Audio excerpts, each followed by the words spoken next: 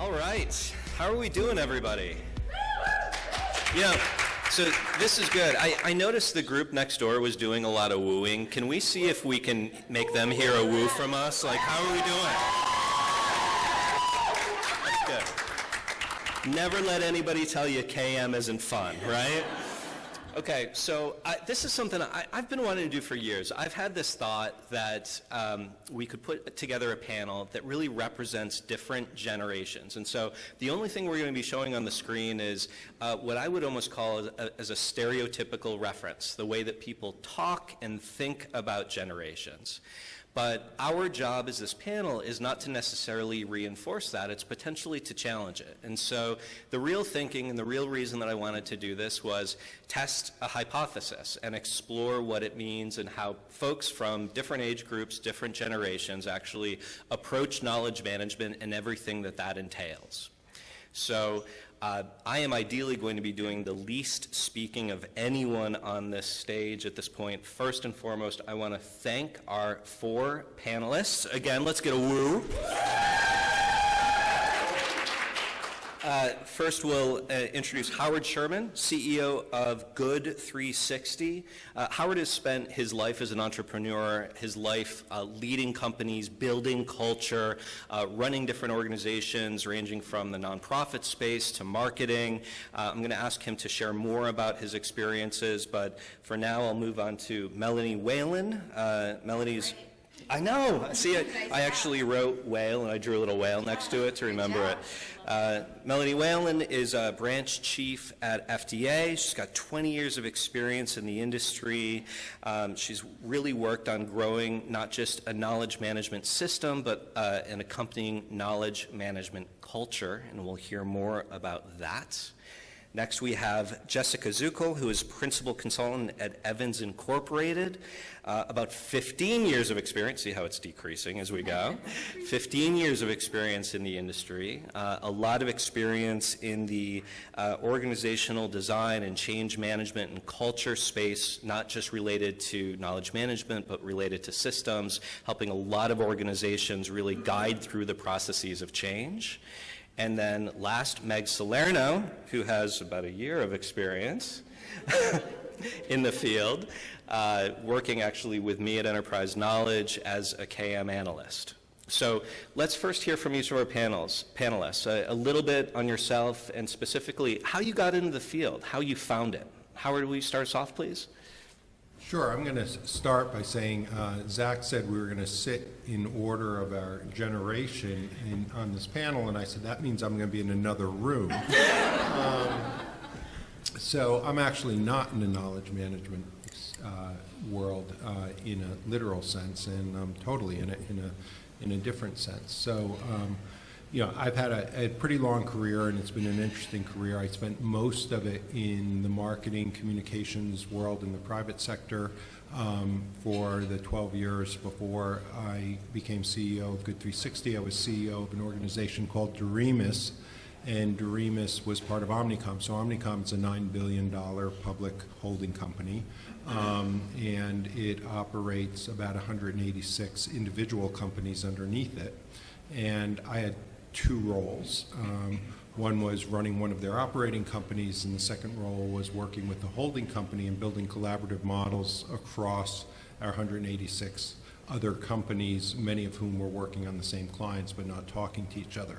So you can only imagine that knowledge management and collaborative tools was kind of essential to our ability to succeed. And about 3 years ago, I decided to skip the day trips to Shanghai, because I had offices in Shanghai, Singapore, London, San Francisco, New York, and a few other places that I'm not remembering at the moment. And those day trips to Shanghai were killer, and had an opportunity to shift to the nonprofit sector. So I'm running what is now the 36th largest nonprofit in the country called Good 360. And we have a whole different set of challenges that require knowledge management, but I'll talk about those a little bit later. Excellent. Melanie. Hello, everyone. My name is Melanie Whelan, and I work for the Food and Drug Administration. I've actually been there for almost 30 years. My exposure to knowledge management wasn't even something I realized I was exposed to. I started, very young, doing a lot of like administrative work, and really trying to find my way and capture as much knowledge as I could, use different people like Howard or whomever, like just to try to shadow and be a mentee to people, and not really realizing, well, wow, there needs to be like some sort of knowledge transfer here.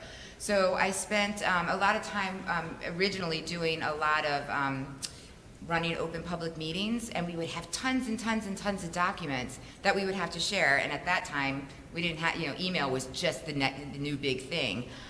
So we did, and I'm going to probably make people laugh, but we used a system called Tickler. Is anyone familiar with Tickler files? No. Can I see some hands? Okay, yay! So we did a lot of Tickler, and that was basically like, okay, we have this public meeting, and again, reminding you all that we're a regulated industry, so everything was very proprietary. We weren't allowed to, really share outside of the little working group that was handling these meetings. So that, to me, was almost my first exposure with knowledge management. And then as I moved up in my career and started, learning as much as I could and capturing and sharing all of this information, I got involved with learning leadership in org development. And so that was just another way of like, again, how are we going to capture, how are we going to share? And as more questions come about, I'll share more about how I did that. Excellent. Jessica. Yeah, hi, good afternoon. So first exposure to knowledge management was actually through my graduate program. So George Mason University, they've got a program in organization development and knowledge management. So it's awesome. And I actually chose that program specifically because they fuse them together. And so I am an OD practitioner. I work with leaders and I help them navigate change, and I've done some technical stuff, a lot of culture work. But really what that translates to is that I'm a knowledge worker. There is a knowledge component to every single thing I do, every single project. And it may be something really in the forefront, like working, I work in the public sector a lot, so succession planning is a really big thing right now. And we've heard there's a lot of the workforce turnover, so how do we capture that institutional knowledge? And not then just capture it, right? But we're kind of then where we put it. I love the findability and the discoverability, and so there's tools that support that. Also done a lot of work with technology implementations, like gone wrong, right? I used to tell people, I'm like, if you build it, it doesn't mean that they will come, right? Mm-hmm. So the cultural aspect of it, does your culture support or hinder, what you're trying to do? And then innovation work, I do some innovation work, so more around the concept of, knowledge creation. And so that stuff is always fun, and happy to share more. Excellent. And Meg.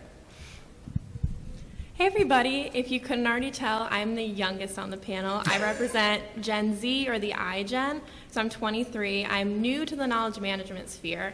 But what I will say is my first kind of touch point with knowledge management was when I was actually looking for an internship. So junior year of college, you're in the stress mode of like, I need to start finding something, like what's my career path?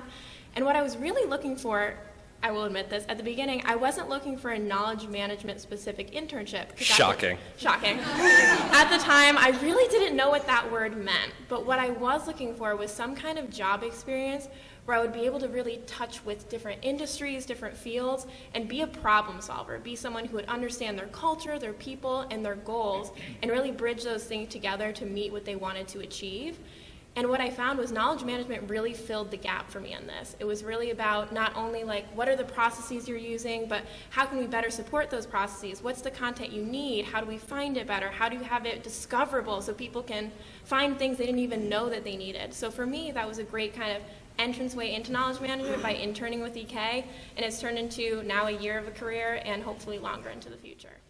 Awesome. So if you haven't figured out the concept yet, we have a boomer, a Gen Xer, a sort of Gen X or Gen Y-er right on the cusp in Jessica, and then our Gen Zer, iGen person in Mag. And the idea is to get the different perspectives from the folks. But let's poll the audience first. Let's see a show of hands. How many boomers do we have in the room? Gen X, Gen Y, and Gen Z. All right. Gen Z represent. Okay. So you can see we've got a bit of a skew, and we see this a lot within KM. This doesn't tend to be a field where you begin your career in knowledge management. And so that's one of the things that I want to sort of pull out as we go through this. But for now, let's start with kind of a question about how each of the panelists see the generation, their age, impacting the way that they approach their job, how it's colored what they do on a day-to-day basis, and then whether that's from the experiential standpoint or how they grew up with technology or didn't. Meg, you want to start us off with that? Yeah, absolutely. So my age group, I'll speak to a little bit. We grew up with Google, we grew up with Amazon, we had our cell phones when we were probably 8 years old. So we really had technology in all facets of what we were doing from pretty much early childhood. So in that sense, I think a lot of the times when we go onto a website or we're trying to find information, our natural inclination is to either browse or search for it on some kind of system or online platform. So that's really what I will speak to on this panel, is the natural inclination that we have to really use technology in everything that we do. But what I will also say is that I think ingrained in that is sometimes a fear from people like me and my age to have the person-to-person interaction, because that's not always what we're naturally ready to do. We're really, maybe I can look up a YouTube video on that, or maybe I can find this on Google Hangouts. So it's trying to find the balance for someone who's my age between when's the point where I really want to ask someone for help and have that face-to-face interaction, and when can I accomplish this on my own and really find what I need in an independent fashion. Perfect. So do you think there's more of that inclination for self-service to go look it up rather than ask somebody that comes naturally with your age group? 100%. I wouldn't say that we're necessarily not social, but I just think that a tendency that we have is we've been brought up, find X, Y, and Z on an online platform, get your job done, and then start to iterate after that. So it's really a self-service, I would say, for the most part. Mm-hmm. Jessica. How are you about ordering, like calling up and ordering a pizza? Like, are you comfortable with that, or is it? I personally am very comfortable with ordering any food via phone or any technology. Just curious. But what I will say is, I grew up with apps. So everyone has, iPhones, smartphones, some kind of technology on that front. So we're looking for an app to do it for us. So in that sense, the easier way to streamline it is just to click a couple buttons instead of make a call. So for us, that's kind of what we do. And so, Melanie, why don't we jump to you? Because I think where you're going with that is perhaps the inclination of our rightmost panelists is to pick up the phone when ordering a pizza. I want to talk to everybody. For me, it's all about that social engagement and really feel, trusting my intuition about, building trust and collaborating and building those relationships. Yeah. So for me, while I appreciate what you do, and I think I have daughters your age, I just find it fascinating because I'll say to my daughter, I'm like, well, just go up and ask the hostess. Oh no, so I'm more about picking up the phone or having that face-to-face conversation. Definitely. And Melanie, does that carry into the way that you approach work? Absolutely. Yes. Absolutely. Not everything is, required like an email or documentation. However, in the environment that I work, it's a regulated industry. Everything needs to be documented. So I struggle with that myself. Excellent. And Howard, what do you think? Yeah, so my career started in 1978, so I think Megan, not only was Megan not born, I don't even think her parents had met at that point in time. And so the world's changed a little bit, right? And, knowledge management at NWR in 1978, which was an ad man kind of advertising agency, was, where's this information? It's down in the typing pool. Call whoever was running the typing pool and go find it, right? But, the one thing that I've learned as a leader is that change is a constant, right? And there's a great model that comes out of the Tuck School of Management, which is a model around, leadership is all about, and change management leadership is all about managing the present, selectively forgetting the past, and creating the future, and doing all three of those things all the time, right? And so my mentor, who was CEO of Omnicom, we used to have annual strategy meetings, and every year when I would meet with Tom, he would always open up with the same introductory line, which was, it's great to see you. I know I'm going to have a fascinating hour and a half listening to how you're going to build your organization. The only thing I'll say is if what you present to me today looks anything like what you presented to me last year, we need to have a different kind of meeting. And so, I think the evolution generationally, I think people get stuck or they adapt, and you have to stay relevant, right? And in my world, finding information and collaborative models was essential throughout my career. It's just how we did it was very, very different. And how we do it today versus how I did it 10 years ago versus how I'll do it 10 years from now is going to be completely different. You just have to get comfortable with the idea of change as a constant, and the kinds of tools that you need and the kinds of cultures you need to build have to evolve with what is current in terms of maintaining your relevancy in whatever kind of organization you're running or part of. Excellent.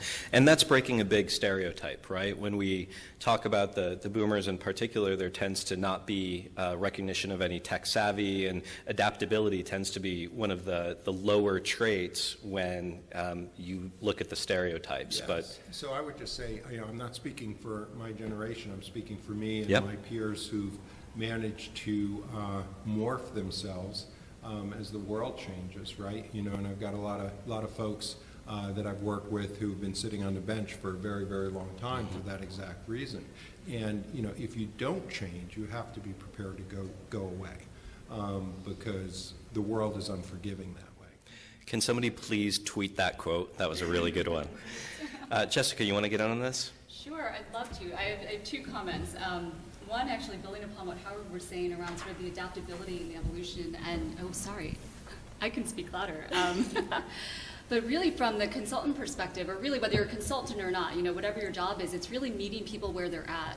So I view the generational differences, really understanding, who my clients or my stakeholders are, what their preferences are, and then adapting to them. And so from that aspect. And then I was just so smiling as you guys were talking and realizing I am actually right in the middle. I didn't know how the generational thing was going to play out, but I'm right on the cusp. And so I grew up when there wasn't an internet. We didn't even have a microwave, but then all of a sudden there's AOL and there's dial-up and we've got cell phones that look like bricks. And so there's an element of me that just is drawn to the face-to-face connection, but then I'm so curious about the efficiency and the coolness of the technology. And so I find myself actually right in both camps, and I was like, how cool. Nice. Good. So it's working so far. All right. I Meg? think so, yeah. And what I will say, though, and I think this is really important, so I'm the younger one, so I think a lot of the times people stereotype me as, like, always facing a computer, like, always looking at my phone, like, don't want to talk to people. But I think that's something that KM and culture can kind of not only combat, kind of meet in the middle. So, like, the job I'm currently in, there is a lot of face-to-face interaction. It's talking to clients, and it's a lot of, like, one-on-ones or, like, group meetings.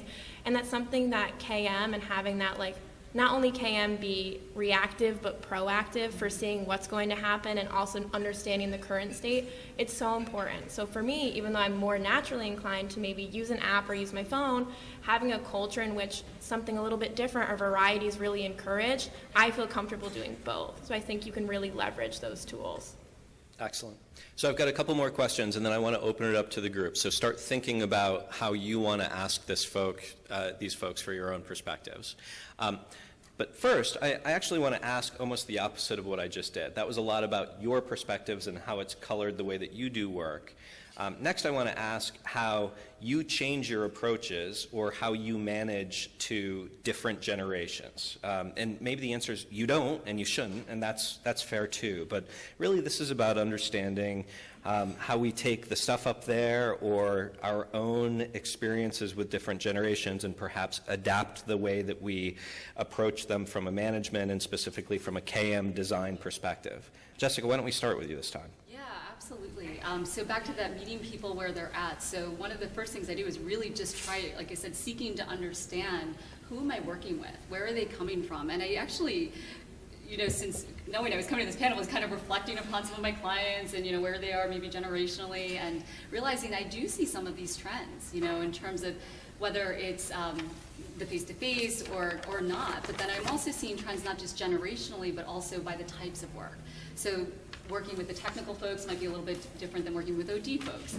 And what I notice is that I'm not only just adapting sort of the working style of how did they prefer to work, but also my language. Mm-hmm. So if I'm talking with the technical folks, maybe I'm talking in terms of life cycle or bringing in agile concepts. If I'm talking to OD, I might be talking about knowledge sharing or just adapting the language to help I guess, create that connection. Do you find that that's specifically generational, or is that always good practice when it comes to the field? So I think it's probably always good practice. And I think I think I do see some generational tendencies there. Excellent. Okay. Which is kind of cool.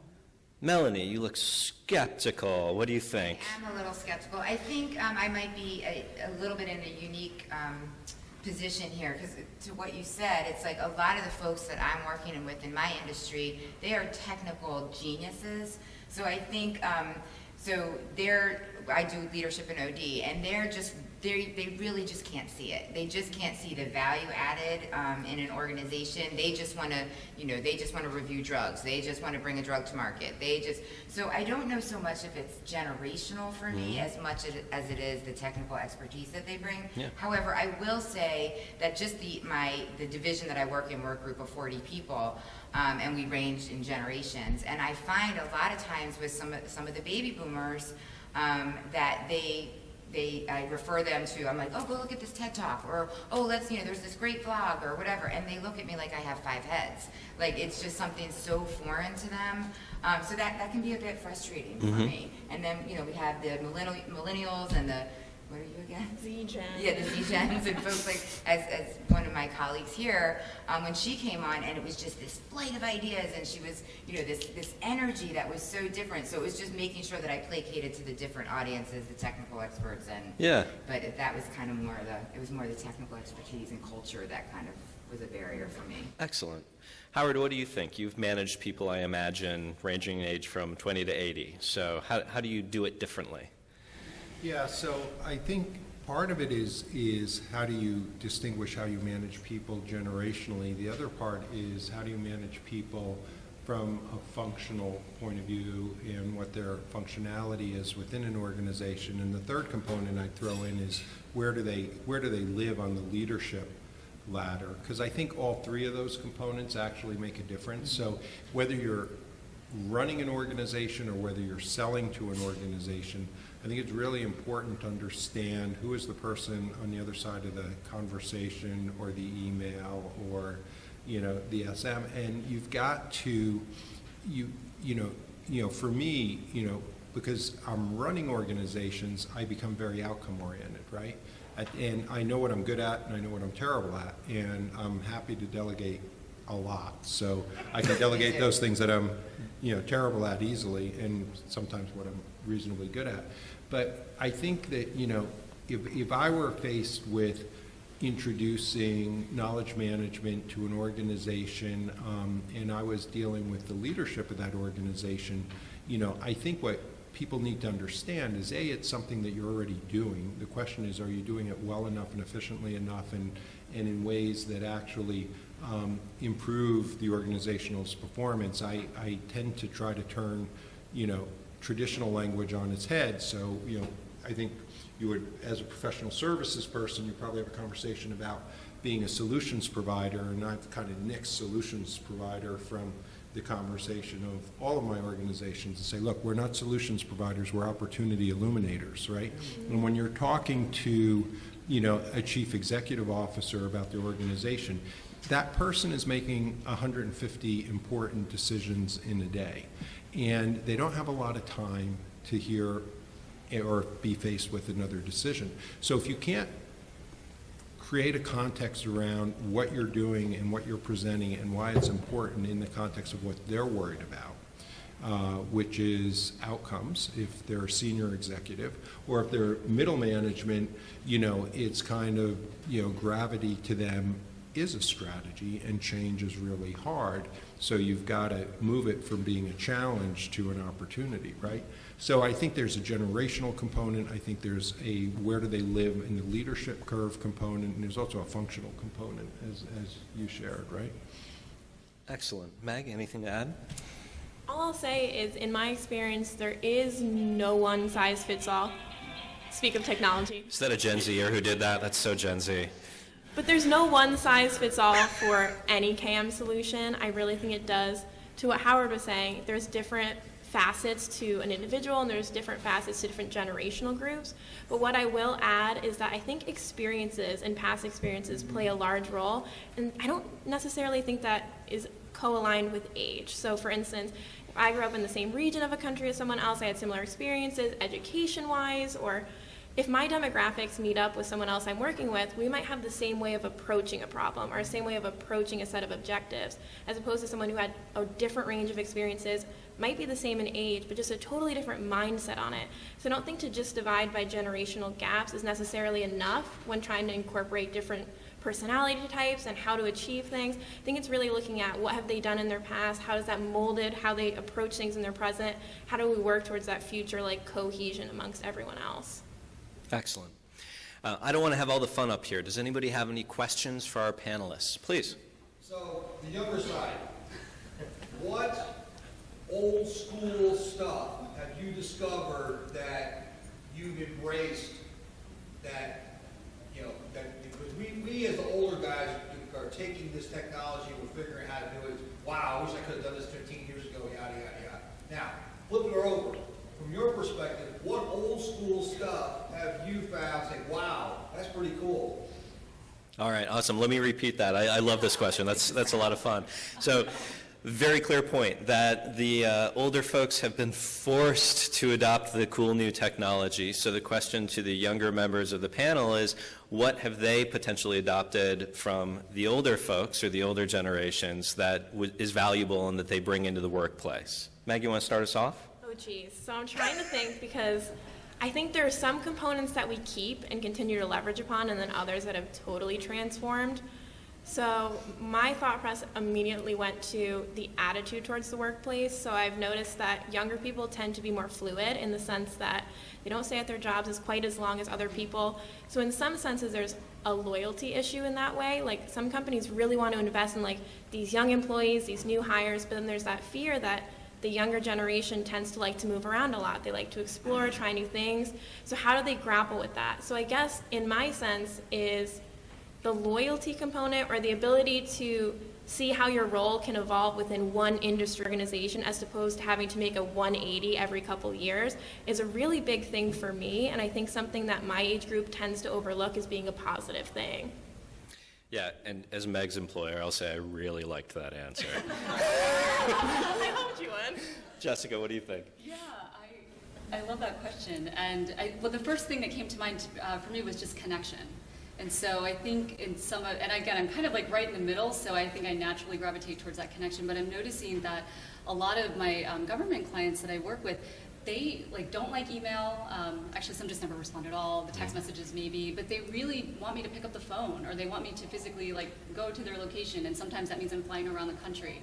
And so I appreciate that connection, but just from that space, I hope that that never goes away, right? We need that, and you talked about that this morning, that human connection, the face-to-face, whether it's on the phone. The cool thing is that technology today, we can get on Zoom, we can get on GoToMeeting and actually be face-to-face without having to physically fly there. So the value and importance of that I've definitely seen come through. That's not a hard adaptation for me because it's natural. But then also, yeah, like you said, I think there's a blending, right? We're adapting, we're pulling technology, we are connecting, and how do we do all of that?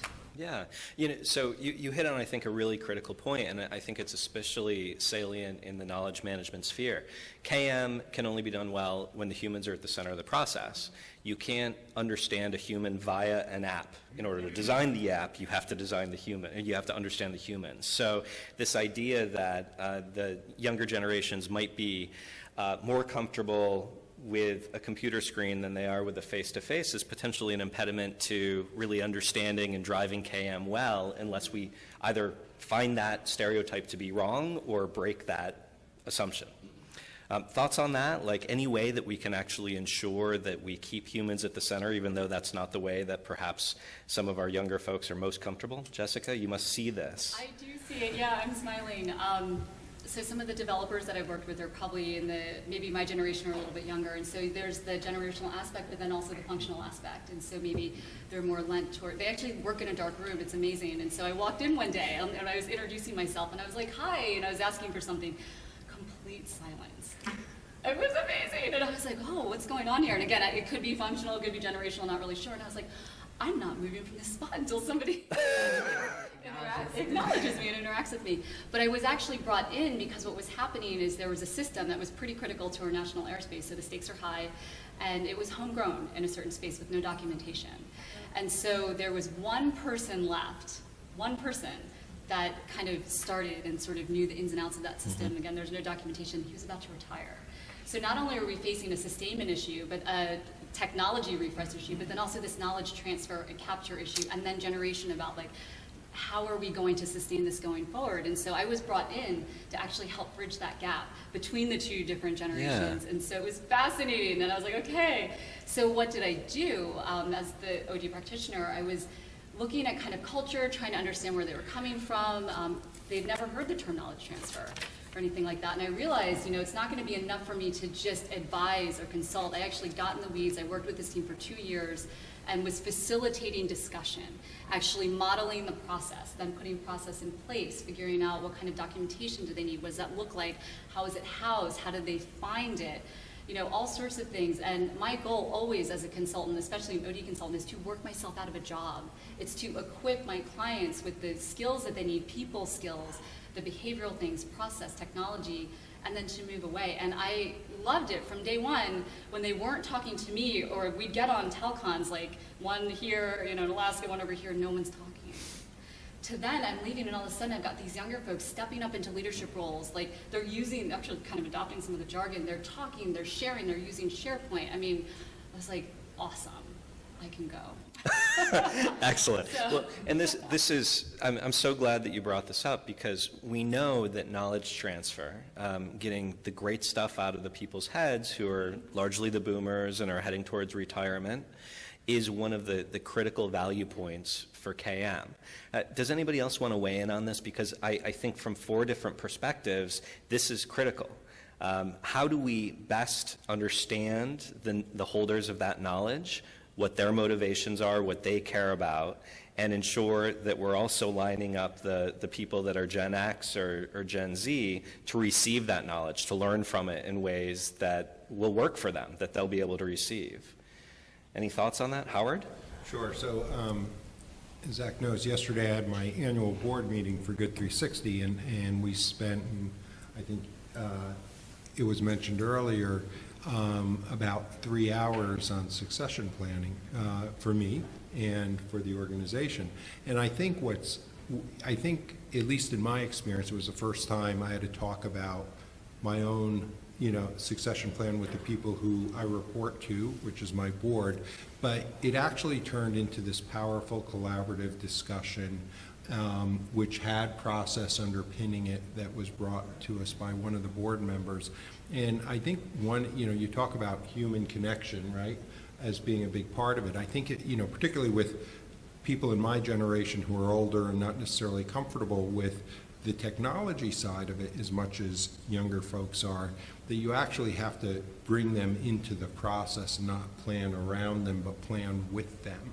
And if it's done properly, it's an incredibly powerful thing. Because I think everybody left that room yesterday, and it's a pretty powerful board, saying that was a fantastic session, and it was great that we had the CEO who we're talking about replacing in 3 years talk to us about how we should think about replacing that person in 3 years.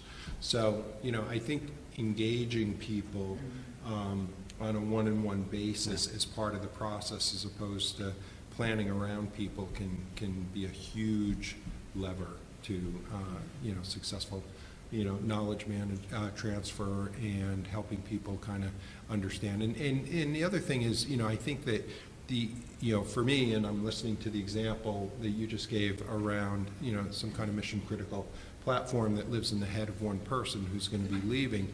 I think most people, when they build something like that, or they're part of a team that builds something like that, they actually want their legacy to be cared for and watched over for, but they don't know how to do that. So again, it's about repositioning what the conversation's about. One is, I want to extract all the knowledge that's in your head, because if you get hit by a bus or win the lottery tomorrow, we're going to lose it. To how do we protect the legacy that you created last year, 5 years ago, 20 years ago, and make sure it continues, and it's part of what our own ecosystem, continues to be about. Excellent. Does anybody want to weigh in? So I think something interesting I've noticed in my year at UK is a lot of times I work with clients who see knowledge management as something to implement at a crisis point or a panic point. Yeah. So for instance, one of the first clients that I worked with was going through major downsizing. They hadn't really thought about KM too much, but then all of a sudden they were realizing we're going to lose a majority of the people who are working in this one office place, and we haven't documented, collected, gathered any of not only the information that they have, but the expertise they have, the experience they have, the advice they have. So in that way, they kind of had this panic moment of like, oh my gosh, what do we do? And this wasn't even older people who were retiring or kind of had gone through the system for a long time. They also had new hires who had only been there for a couple of years. So like their onboarding experience, there was all these different factors that they were worried about losing. So in that sense, it was fun to work with them because they had all this stuff they really wanted to do really quickly and as efficiently as possible. There's also something to be said about embedding these processes into what you're already doing so you're being more proactive, because I think it's so much easier when you involve these end users right from the beginning as opposed to waiting when there's a lack of buy-in or kind of a panic about legacy or what am I giving up, and it's more ingrained in your culture. So I really think starting from the get-go is without a doubt always the best way to go. Is that always feasible? Probably not, but the sooner you do it, the better, and I think it'll really reward you in the end. Excellent. Please do. I think, context is everything, right? So if, in our case, what we're now going to embark on at Good 360 is succession planning for every employee in the organization, regardless of whether they've been there, 20 years or whether they've been there, 2 days. And we have both sides of the spectrum. And I love that example, Megan. Like, if you're doing it as trying to catch the ball as it's going over the fence, you're kind of, you're on your back heels, and you're going to save as much as you can, but you're not going to save as much as you need, right? So finding a way, I think one way of introducing it is about how do you career path people? Because in our case, succession planning is not about when you get fired, leave, hit by a bus. It's about how do we fill your position when you grow, and how do we develop a growth track for you that allows you to progress, whether it's here or somewhere else, quite frankly, because I think that's one of the biggest things that I've had to get over, which is I know that there's a big percentage of my younger workforce that aren't going to be with us in 3 years. And if you accept that, and you say, okay, all we want them to do is flourish, because while they're here, we want them to be as good as they can be, and they can carry that forward, right? That's kind of our obligation to the workforce, and by expressing that obligation, they actually have more loyalty to us than they would in another circumstance. But I think that's an amazing example where if you put it in the context of we're really career planning, which means succession planning, and we need to understand what are your skill sets? How do we capture that? What are the skill sets of the potential places you can go, and how do you bridge to that? You can start to systemically capture, an understanding of what people do. I mean, I learn every day. I sit in meetings that normally the previous CEO wouldn't sit in, and I'm just learning from people every day about what our organization does because they're doing it. I'm worried about the outcomes. They're actually doing the work. So I think that there's lots of different ways you can kind of get at it. Excellent. I want to make sure that we get a few more questions from the crowd. So let's hit the next one, please. Hello, I'm Alex, by the way. What I wanted to ask is kind of a general question. In each of your opinions, what's one stereotype about each generation that's true, and what's one stereotype about each generation that's false? I love this. Good. So I will repeat that. In each of your generations, so we'll hear from each of the panelists, what is one stereotype about your generation that is true and one that is false? Points for humor on this one, guys. Melanie, why don't you start us off? I mean, for my generation, I think that we're referred to as kind of the lost generation. However, I will say that I feel for Gen Xers, we do kind of bridge a gap. I mean, whether it be, and I find myself doing that almost every day in my career, whether it's, that sounds negative. Whether it's just trying to, okay, what's my approach going to be with this particular baby boomer who I know absolutely doesn't, is only going to give me a piece of paper and is only going to, make sure that I capture, and keep this private and whatever the case may be. I think I'm a bridge gapper. I think that's what I'm most known for. Okay. Did we get them both? I don't know that I heard the... That's what's true. What's What's the false? the false one? Yeah, the lost generation. Yeah, Okay. How many plaid shirts did you own in college? I mean like a bazillion. Okay, so that one holds true. All right, Got it. thanks. Trying to wrap me out on that. Howard, true and false. True. Like my good friend Joe Biden, we don't respect people's personal space. So when I met Megan, I was like, "Hey, Megan, how you doing?" She says, "No, I'm sorry, I just did a Joe Biden. I didn't mean to do that." Hope that's okay. So that's true. We actually do connect with people in ways that I guess are considered inappropriate now, which is mind-boggling to me. Just me. And I think what's false is that we are stubbornly stuck in our ways. I think that it's false and true. I think that's really, blanket statements are tough, but I have a lot of friends and a lot of peers that have done amazing things and morphed as the world has morphed with it. So there's a lot of old folks like me who are willing to learn new things or admit that they can't learn it and surround themselves with people who do understand it. Great. Jessica? I know, I'm like, which way do I go? You're that way. I'm not really sure. And I don't actually have a good answer for you, so I'm going to say that up front. But what was coming to mind is just around the technology aspect of it, sort of maybe of the adoption. And I don't know, I'd be curious for people kind of in my similar generation in the room to hear from them.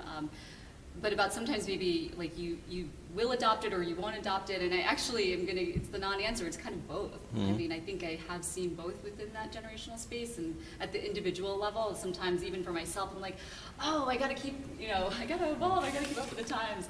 But then other times it comes naturally. So that's like kind of a non-answer, I'm sorry. That's so Gen Y of you to not answer. Okay. No, I don't know. Yes. Yes, because I'm also a Gen Y, or millennial, whatever you want to call it. And I fully expected one of you to turn the question around back on me and ask, which generation are you, or what's the true false there? So my answer is very similar to yours. Is it? Okay. Well, my answer is millennials suck. That's Oh. because millennials do suck because they hold us accountable to always being, always putting the best foot forward. They want to be in our business, but that's because they have the best intentions or positive intent in mind. Yeah. It's both. And Meg, let's get your answer. I was going to say sorry for anything my group has done, but yeah, but I think the younger generation sometimes does get a bad rep. So what I'll start with is what's true. I think the tech thing is true to a point. So we are very comfortable with using technology and we do use it frequently. But to flip it on its head, I think the thing that's also false about that is that's the only space we want to work in, or that's the only space we'll excel in, and I just don't think that's true. I think a lot of the times it's a cliche, but actions speak louder than words, so I think when a higher up in a company comes to you and says, actually, we really pride ourselves on like face-to-face communication or like actual verbal communication, you're gonna be like, yeah, okay. But when you're actually shown and demonstrated, like, here's how we collaborate, here are the benefits and values of having this one-on-one collaboration, that speaks so much more highly to the ways in which we can leverage that in our age gap. But I think also there's this tendency to kind of bypass the younger generation as being almost disposable. Like, you only stay for 1 to 3 years, like, we'll have you do the bare minimum, like, we'll teach you some of our things. I have not experienced this at EK, but that's just a general vibe, is that, like, how much do we invest in you if we don't know how long you're going to stay with us, and if you're not really guaranteed? And I think that's the wrong approach to have with someone my age. When you invest in us, we want to invest in you, and having loyalty go both ways speaks volumes to how long I want to invest my time and stay with everyone I'm working with. So I think give us a shot, show that you really care about what we're doing, how we work, and that you want to learn both ways, and I think that'll go really far. Awesome. Let's get one more question in, please. Okay, then I'll close with one more that I wanted to ask, and this is a big one for me. How has the field changed over the course of your career? Specific to KM, and I know that not all of you live and breathe KM every day, but let's close with how things have changed over the last 6 months to 40 years, 30 years. Meg, why don't you start us off? Just briefly, have you seen any changes over your last 2 years? I'll say 2 things. One, I think something I've really noticed, and that I think I wish I had more time to speak about, but that people are realizing they're already doing KM. They just didn't know there was a name for it. So I think to Howard's point that he said a couple questions ago, it's understanding, okay, we're already doing KM. Here's the successful components of that. Here are the things that aren't going so well. How do we really build upon what we already have that's really working for our culture, our people, and our content? So it's really giving a name to processes that exist. And I think people are like, wow, maybe this is a little bit less intimidating now that I know there's some facet I've already touched of knowledge management. Just people's willingness to engage with it, and also realizing if you're a modern business and you want to be successful, knowledge management is going to have to be a critical part of what you do. I don't think in the next 10 years, if you haven't adopted KM in some fashion and really prioritized it and shown the value of it, that you're going to do as well as the competitors who are. So twofold. Excellent. Jessica, please. Thank you so much for sharing that. I was going to say, yeah, because I think in the past 15 or so years, I've sort of, yes, kind of seen that there's a name for it. There's more of an openness, too, I think, from leadership to really kind of say, oh, this is a need, or to see the need. I mean, it was always happening, like you mentioned, but to sort of see the need. And then super cool. So from the technology perspective, so I guess when I first started, like 15 years ago, I was working in DoD, and I was we were promoting service-oriented architecture, semantic technologies, and stuff like that. And then I did a lot of market research. And so what was really cool was to talk to your sponsors outside and just hear about their technology. And I'm like, wow. So just seeing that, kind of what's available now versus, even just 15 years ago. And I was thinking, gosh, my boss at the time, the CTO for the DoD, would be like, oh my gosh, like we would have had them in immediately, like, yes, let's add this layer, and so it's been pretty cool. Excellent. I'm learning so much here. Thank you. Wonderful. Melanie. I guess to both of your points, like knowledge management has been in existence for, my entire career. However, I didn't really realize that I was using it and actually see the benefits until probably maybe when I got into the leadership organization development field, and it's grown tremendously, and it's a very much added value to an organization. And Howard, close us out, please. So I think what you're hearing is that, that knowledge management is being acknowledged as a discipline or as a practice is one thing, and that the tools have evolved a lot is another thing. I actually think one of the most important things is the importance of knowledge management has never been greater, because the velocity of knowledge, the velocity of change, the velocity of complexity in businesses and in organizational structures never been greater, and it's only going to increase. So the ability to capture knowledge, the hill is getting steeper because the knowledge base is growing exponentially, right, across organizations, and it's growing in ways that are non-traditional in my language. It's just happening in all sorts of ways. So the importance of really understanding how to capture knowledge has probably never been greater and is only going to grow. So Awesome. I want to thank our speakers so much. This has been really useful. Thank you, everybody. Well done.